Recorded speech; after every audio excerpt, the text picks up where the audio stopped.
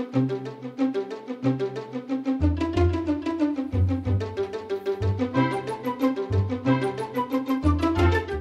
do I start?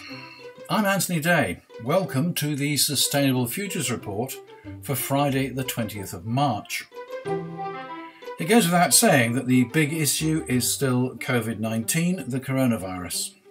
The International Energy Agency, the IEA, expects the economic fallout to wipe out the world's oil demand growth for the year ahead, which should cap the fossil fuel emissions that contribute to the climate crisis.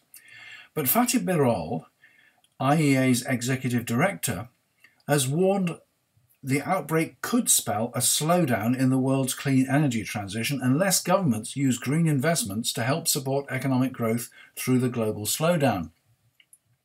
There is nothing to celebrate in a likely decline in emissions driven by economic crisis, because in the absence of the right policies and structural measures, this decline will not be sustainable, he said. I'm no expert. All I know is that this pandemic will govern everything we do for the next weeks, months and probably years. The situation is changing by the day, if not by the hour, so I'm not going to comment further, except to say that I think we will gain valuable lessons which will inform our approach to the climate emergency. I'm working on a new presentation on that theme to be tailored for the individual client and presented as a live interactive video. The working title is Lessons from COVID-19, Staying in Business, Staying in Profit and Staying Sustainable. I'll let you know when the trailer is ready, and there will be special terms for patrons who want to use it in their own organisations. For today, I'm falling back on clichés. Okay, they're clichés, but the fact that they've survived suggests there might be some truth in them. First of all, always look on the bright side. There is a bright side, although for the moment the dark side is seriously predominant. It'll gradually get brighter because we can be confident that this too will pass.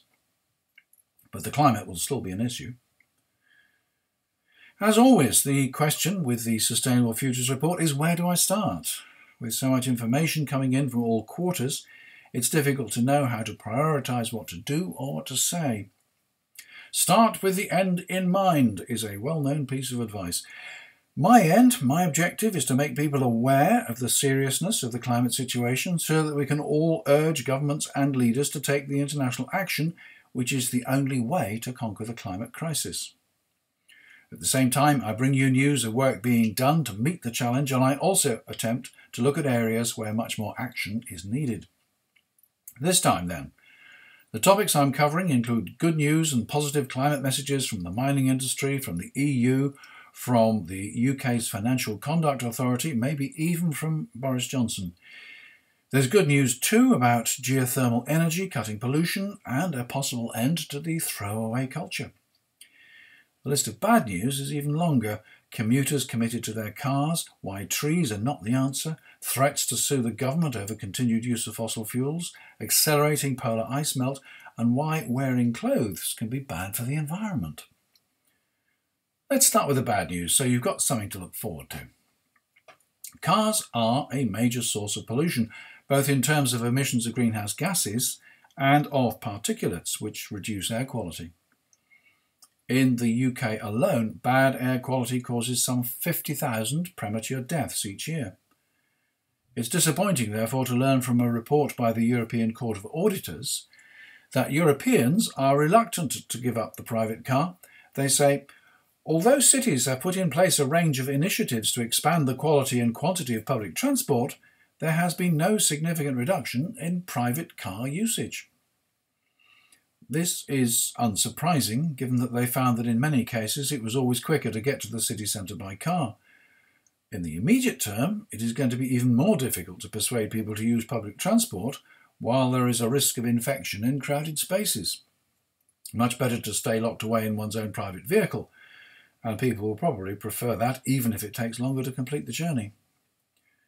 Through the European Structural and Investment Fund, the EU has provided €16.3 billion between 2014 and 2020 to change the way people move in cities.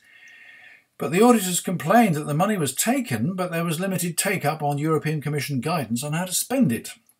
Money was being wasted on ill-fated projects, while city plans often lacked coherence. For example, in Poland, the report found parking penalties were lower than fines for not paying public transport fares. In Warsaw, cars were banned from the side of the road, but it was still possible to park on the pavement. A senior auditor said congestion cost the EU around €270 billion per year, and that funds provided by Brussels should be more tightly linked to plans to shift people out of their cars. It's not going to be easy. We're urged to plant trees, and it is by far the best way to take CO2 from the atmosphere and lock up the carbon, at least in theory. In reality, there are problems. In a wide-ranging report to the RSPB, the Royal Society for the Protection of Birds, by Ellie Crane, entitled Woodlands for Climate and Nature, she describes the complexity of the issue, and I do recommend that you go to the link on the blog and look at the report. It is very complex, very detailed, very well written. Trees are a store of carbon, but they take many years to grow and require careful management throughout that time. Trees planted on peatland degrade that land as a carbon store and release much of the carbon. In fact, removing trees from peatland can have a positive effect on carbon storage. Burning wood for energy releases carbon to the atmosphere, she says. Unlike burning fossil fuels, this does not increase the total amount of atmospheric carbon in the long term. However, forest-based bioenergy cannot be considered carbon neutral because the payback time until the carbon is reabsorbed can be very long, particularly when living trees are felled for biomass. Replacing coal or gas with biomass for electricity generation is likely to significantly increase emissions per unit of electricity generated. And yet, Drax Power Station claims to be one of the greenest sites in Britain and receives massive government subsidies on that basis. Harvested wood products can be a continuing store of carbon after they've been removed from the forest, but how long that carbon stays locked up depends on what the products are used for. The British government has pledged to plant 30 million trees per year, raising the UK's forest cover from 13% to 17%. Skilled tree planters, mainly Australians and Canadians, are already at work and can plant one sapling every 4 seconds, or up to 4,000 per day. That's the first step. Some 25% are likely to die in the early years, and the forest has to be carefully managed and thinned so that the trees can reach their full potential. They not only absorb carbon dioxide, but they also release it through respiration. Until trees reach maturity, the amount they absorb exceeds the amount they emit. But once they are mature, they store the carbon, but they don't add to it. The forests continue to need management because if they're simply allowed to decay, the trees will die, rot, and the carbon will be released again into the atmosphere. If the timber is harvested, the use that's made of it determines how long it continues as a carbon store. CO2 persists in the atmosphere for up to 100 years. So to be effective, trees need to lock carbon away for that length of time. Talking to the BBC, Professor Rob Mackenzie of the University of Birmingham says it would be a disaster if governments and companies rely on forests to clear up the mess of carbon pollution. An article in the journal Nature warns that the rate at which carbon is absorbed by the Amazon forest is in decline. At the moment, the rate in the African forests is stable, but there are signs that it too will decline in the longer term. It's too tempting for people to believe that buying a few trees can make up for flying away on holiday. Things just don't work like that. The government's 30 million trees are no substitute for cutting carbon emissions at source.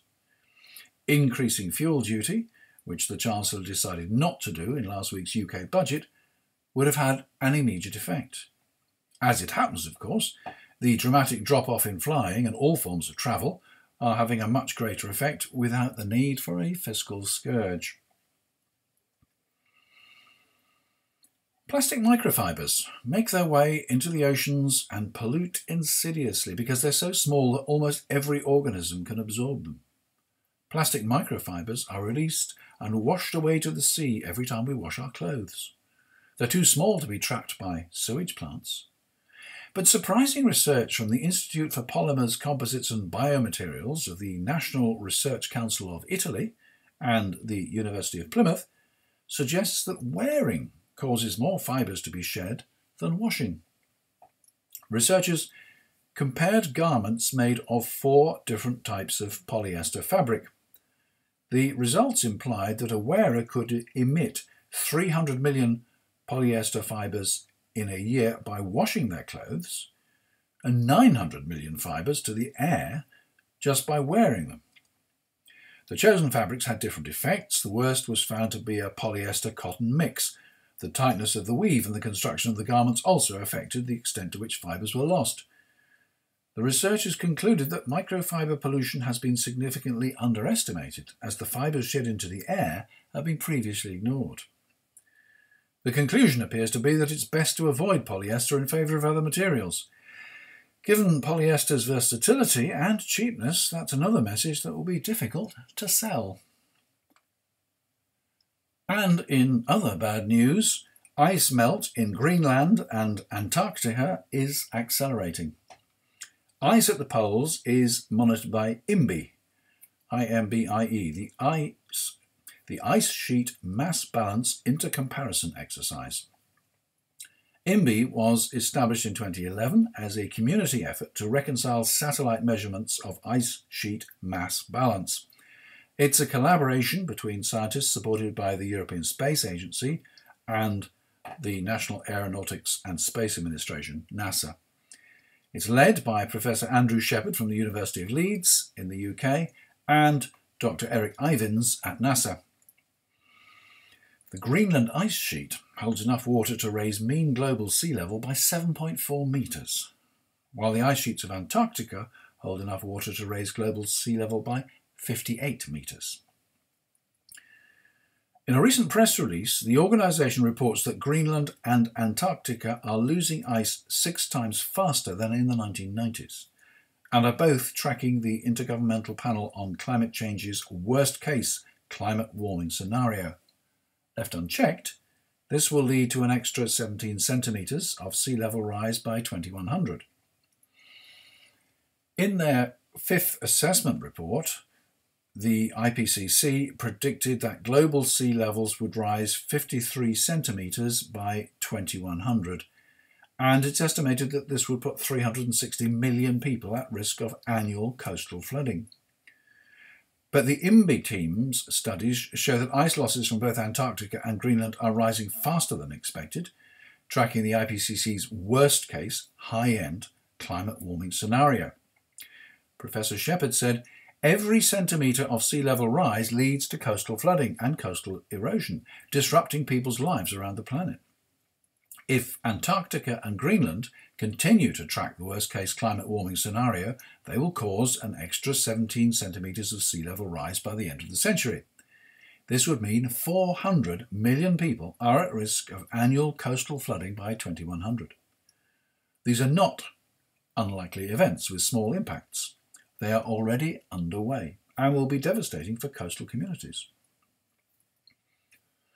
Gudfinnur Adalgersdottir, Professor of Glaciology at the University of Iceland and lead author of the Intergovernmental Panel on Climate Change's 6th assessment report, who was not involved in the study, said, "The IMBie team's reconciled estimate of Greenland and Antarctic ice loss is timely for the IPCC. Their satellite observations show that both melting and ice discharge from Greenland have increased since observations started.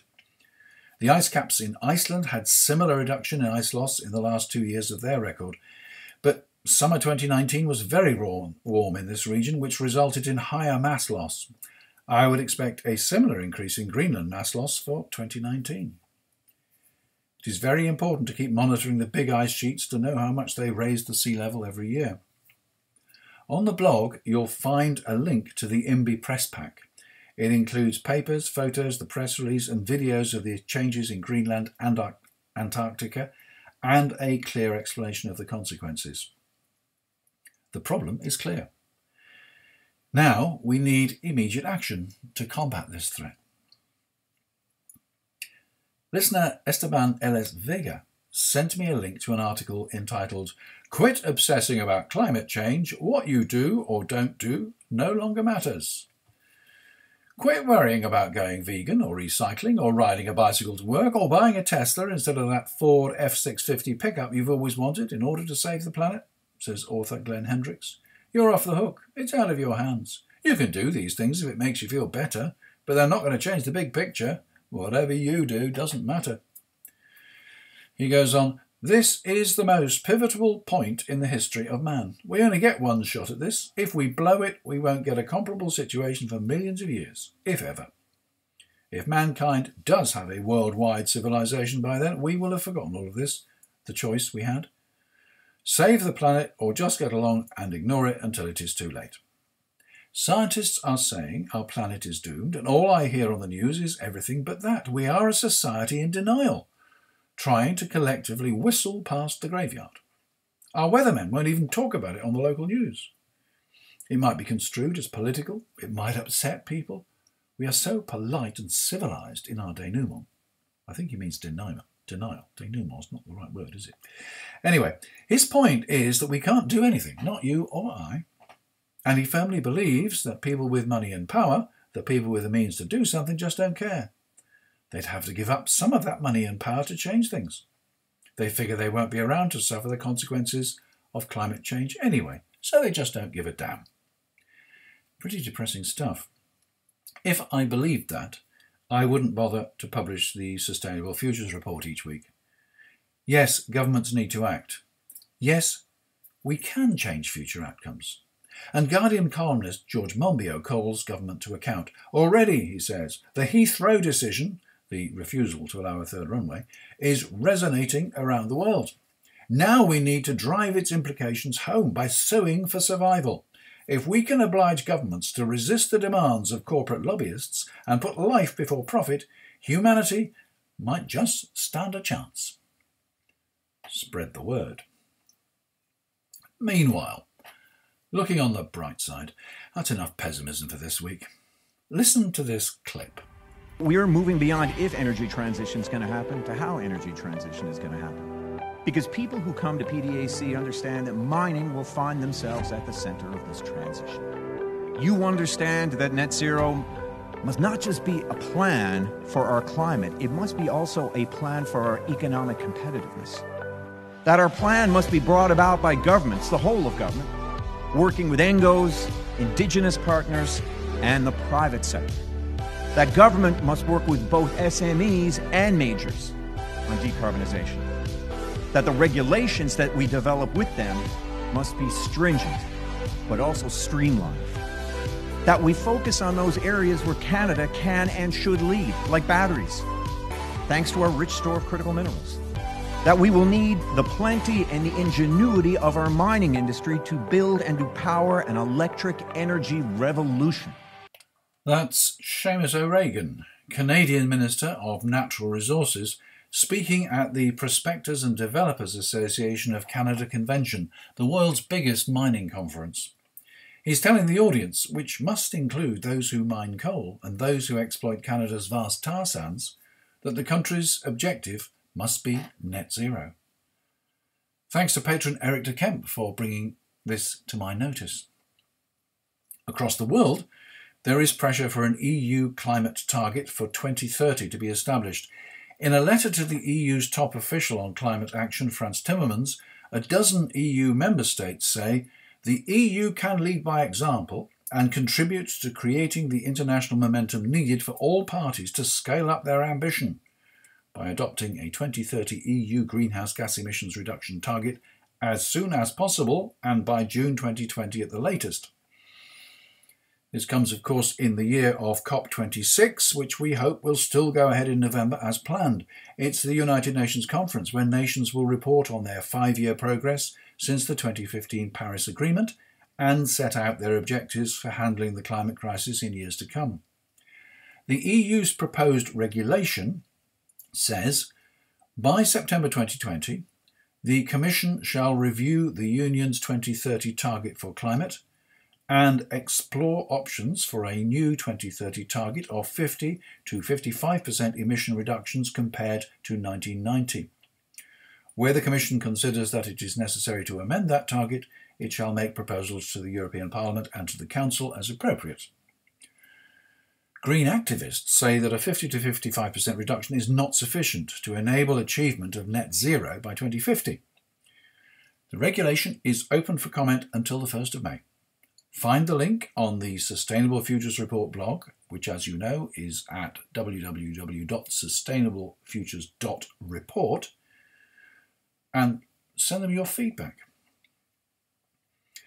Boris Johnson has been urged to publicly declare climate deniers as wrong in order to secure the UK's standing in vital UN climate talks at COP26 later this year, because after all it will be in the UK, it'll be in Glasgow. Nothing has been heard from him on this, but he probably has other things on his mind at present. Climate deniers with links to the Tory party, including the Global Warming Policy Foundation, are close to a number of frontbench ministers. It doesn't help to learn that Business Minister Alok Sharma, who has been put in charge of COP26 by the Prime Minister, has voted against a number of climate-friendly issues in the past. Lobbyists in Brussels are urgently seeking to reduce the impact of the new law. Hang on, I thought this was good news. Well, it must be good news that the UK's Financial Conduct Authority is likely to require large firms to account for their impact on the planet in future. Its plans are expected to draw heavily on the climate recommendations set out by the Task Force on Climate-Related Financial Disclosures, a voluntary framework for companies that is considered a global gold standard for climate disclosure. The rules should be ready for implementation by the end of the year. Whether there are any sanctions if organisations decide not to follow that, who knows? An article in EOS Science News, another link from Eric de Kemp, describes how Canadian researchers are investigating the potential for geothermal energy. Geothermal power plants have small footprints, unlike hydropower plants with their enormous dams. They have low emissions and direct heat use opportunities, but most important, they provide stable baseload power, unlike intermittent wind and solar sources. On the other hand, suitable sites are difficult to find. They need high temperatures and must support sufficient flow rates of heat-carrying fluids to make exploitation viable. The Geological Survey of Canada is currently investigating the area around Mount Meaga, Canada's only active volcano, developing novel tools and techniques to locate suitable sites. Let's hope they can find so much energy that there'll be no longer any need to exploit the Alberta tar sands. Come on, there must be some there. We've even got geothermal energy in the UK, and we haven't got any active volcanoes. And in other news, the BBC reports that new rules could spell the end of the throwaway culture. Traditionally, we take, make and discard. We grow or mine resources, incorporate them into products and throw them away when we're finished. Then we start all over again. It's the whole argument of the circular economy that at one end of the process, strategic materials are being overexploited, and at the other end, we're creating waste and pollution. Now, the European Commission is planning rules that will ensure products are designed and manufactured so they last, and so they're repairable if they go wrong. It is likely that the UK will follow suit even after Brexit. Instead of reduce, reuse, recycle, products should be designed so that they can also be refurbished, repaired, remanufactured and even repurposed before being broken easily down into their components and materials for recycling. Good news from China. The industrial shutdown brought on by COVID-19 has cut deaths caused by air pollution by tens of thousands. Compare this with a total of 3,000 deaths from the virus. Forbes magazine quotes a report which claims that the shutdown has saved 77,000 lives. Will we ever go back to business as usual? And finally, that's the Sustainable Futures Report for Friday the 20th of March. Quite wide-ranging and a bit disjointed, I'm afraid. Next time, I'm going to look at what the climate crisis means for Africa. It's been pointed out that the Sustainable Futures Report tends to focus on the wealthy West. consequences of climate change may be felt more acutely in the developing nations, and consequences will arrive earlier. So I'll do my research and see what I can find. If you've got information on this to share, I'm always ready to hear. Contact me at mail@anthony-day.com. I'm fortunate in that preparing this podcast doesn't require me to leave my desk, so there is nothing in the present environment to prevent me from continuing week by week. As long as the broadband holds up, of course. But that's it for this week. I'm Anthony Day. Now wash your hands.